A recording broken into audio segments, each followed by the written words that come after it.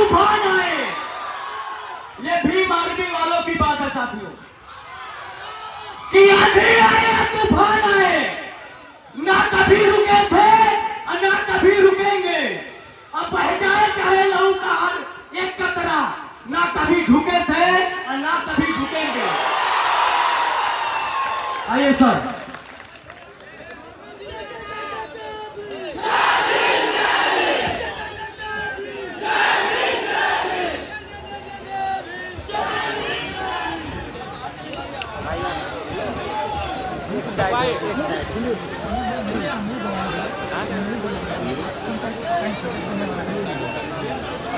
उस साइड जाओ, उधर कोने जाओ, कोने बना भाई बना रहा ना, वो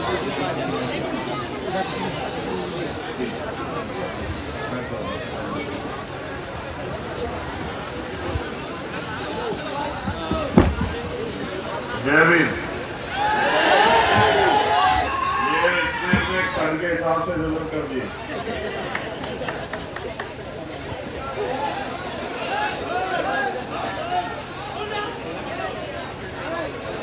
आप शांत हो जाओ।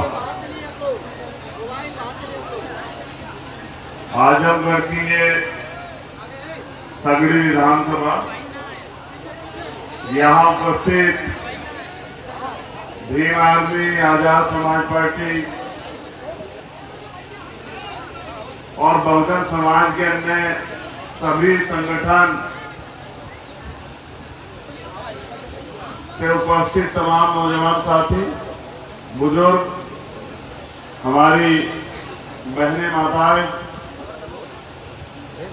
आप सबका बहुत बहुत धन्यवाद कि आप लोग लंबे समय से इंतजार कर रहे हैं।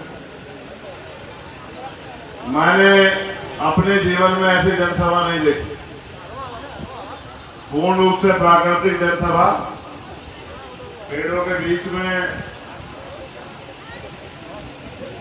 2:15 बजे, जहां धूप बहुत अपने चरम पे है, लेकिन यहाँ धूप नहीं। तो मैं धन्यवाद देता हूं जिन लोगों ने चयन किया इस जगह का, उनका बहुत बहुत धन्यवाद कि सबका ख्याल रखा।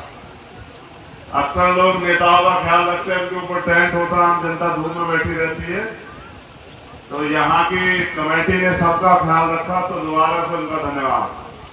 इसके साथ साथ विधानसभा चुनाव का दौर है, मैं अपने चुनाव को खत्म करके कल हमारे वोटिंग पड़ी गोरखपुर में, उसके बाद फिर मैं दोबारा से जहां जहां हमारे प्रत्याशी लड़ रहे हैं, कोशिश करके उन तक पहुंचने का काम कर रहा हूं, उनकी सभाओं में जाकर अपील करने का काम कर रहा हूं।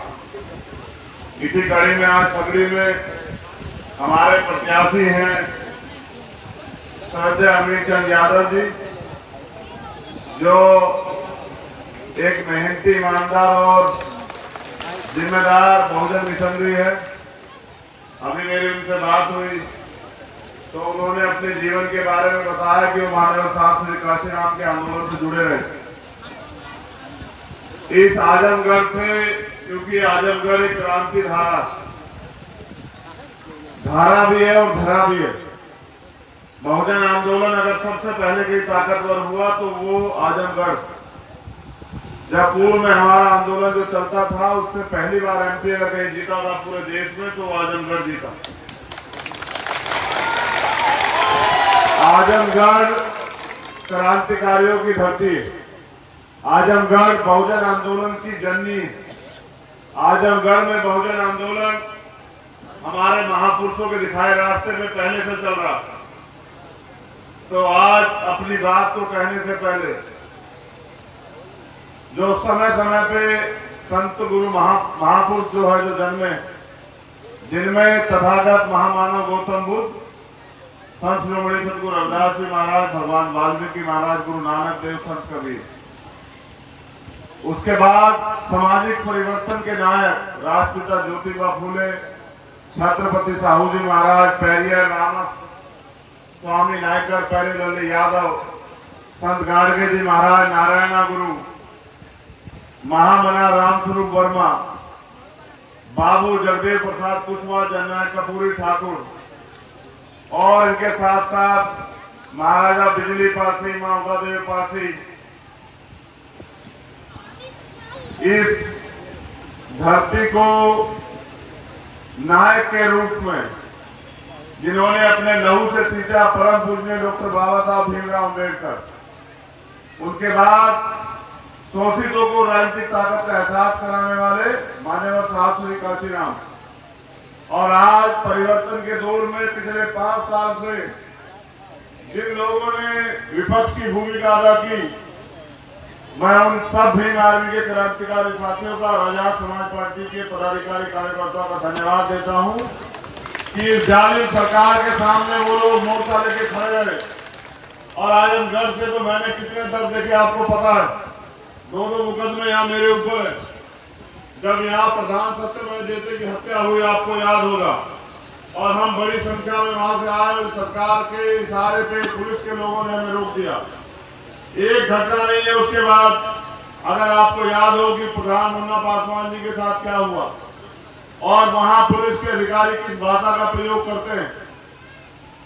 नौजवान साथियों, आपका उत्साह देखने लायक, लेकिन उत्साह के साथ साथ अपने आंदोलन को आगे भी बढ़ाना, हमें अपने आंदोलन को लक्ष्य की तरफ लेके जाना, ये लोकतंत्र है। मेरे आज भी याद है, जब मैं 16 महीने जेल में था, एक रात ये सोच के काटा करता था कि एक दिन ऐसा आएगा कि मैं अपने रहबरों के आंदोलन को आगे लेके चलूंगा, उस आंदोलन को पूरा करूंगा। क्योंकि माननीय साहब श्री काशीराम ने कहा था कि मुर्दा लोग मिशन नहीं चलाते और जिंदा लोग रुकने नहीं देते। हम जिंदा लोग हैं और हम अपनी आंखों के सामने इस मिशन को बढ़ता हुआ नहीं देख सकते। ये आंदोलन शोषित वंचित वर्ग के लोग आंदोलन है, ये आंदोलन सताए गए लोग आंदोलन है, ये आंदोलन उन लोग आंदोलन है जो हाशिए में लोग हैं। लेकिन कब तक वो लोग हाशिए में पड़े रहेंगे? 98% लोग इस राजनीति में पैसा कमाने, पावर अपने हाथ में लेने, गाड़ी बंगले बनाने के लिए, तमाम तरह से कंपनी फैक्ट्री लगाने के लिए राजनीति में घुसते हैं। लेकिन भीम आर्मी के लोग, आजाद समाज पार्टी के लोग, माननीय काशीराम साहब का जो आंदोलन था, सामाजिक परिवर्तन और आर्थिक मुक्ति का आंदोलन, उसको पूरा करने के लिए पिछले 5 साल से लगातार मुकदमे, जेल, आंधी तूफान में आंदोलन, तमाम तरह की परेशानियां झेल रहे हैं। मैं यहाँ के कार्यकर्ताओं का धन्यवाद देता हूँ, पदाधिकारियों का। मेरे आज भी याद है कि यहाँ एक घटना हुई थी और एक नौजवान, हमारा छोटा भाई यहाँ अंशु, वो बारिश में बैठा हुआ था अपने साथियों के साथ न्याय के लिए, और उसने हमसे कहा कि भैया देखिए, हम बारिश में आंदोलन कर रहे हैं लेकिन प्रशासन और सरकार नहीं सुन रही है।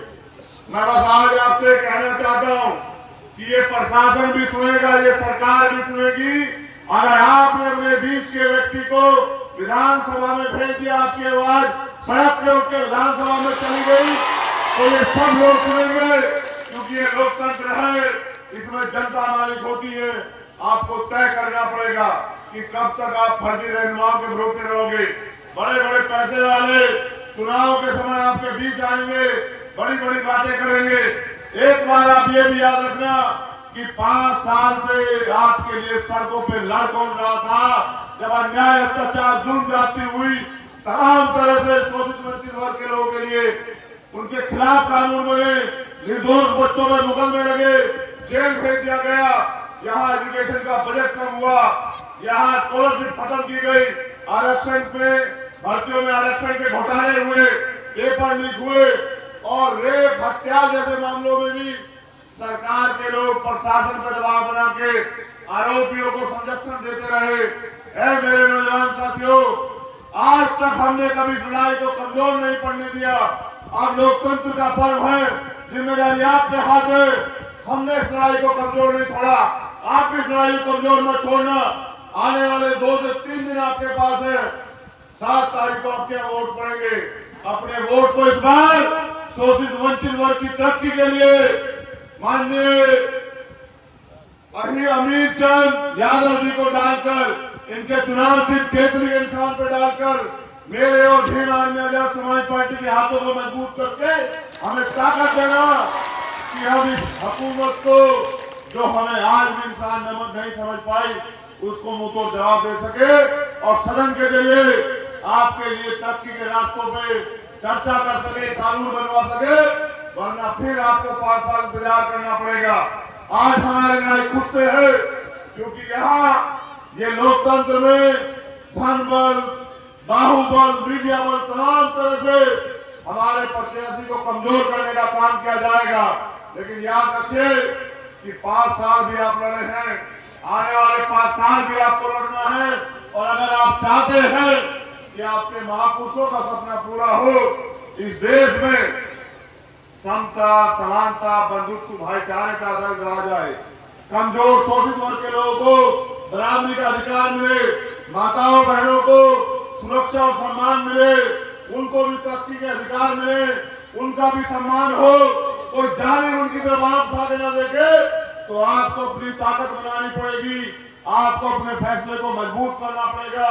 और जिस तरह पिछले 5 साल से ना आंधी देखा, ना तूफान देखा, ना दिन देखा, ना रात देखा, ना किसी की गाड़ी का इंतजार की, पैदल, मोटरसाइकिल, साइकिल पे चल के आपने भीम आर्मी और चंद्रशेखर आजाद को ताकत देने का काम किया, पूरी दुनिया में पहचान दिलाने का काम किया।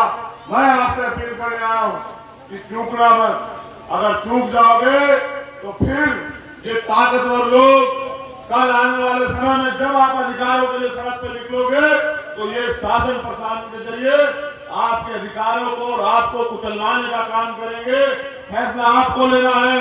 अगर आप चाहते हैं, अभी अमित चंद जी बोल रहे थे, वो बोलते बोलते उम्र की वजह से उनको जरूरत पड़ी पाने की, मैं सोच रहा था, बैठे बैठे मुस्कुरा रहा था, ऐसा ना हो कि ये मेरा समाज भी मेरा तब तक इंतजार करे जब तक मैं इस हालत में ना पहुंच जाऊं। जब मैं इस हालत में पहुंच जाऊंगा तो शायद अपनी मदद ना कर पाऊं, तुम्हारी तो क्या मदद करूंगा। अभी हम पे दम है, हम पे समय है और एक ऊर्जा है, जो ऊर्जा आप सब लोगों ने अपने त्याग बलिदान से दी है।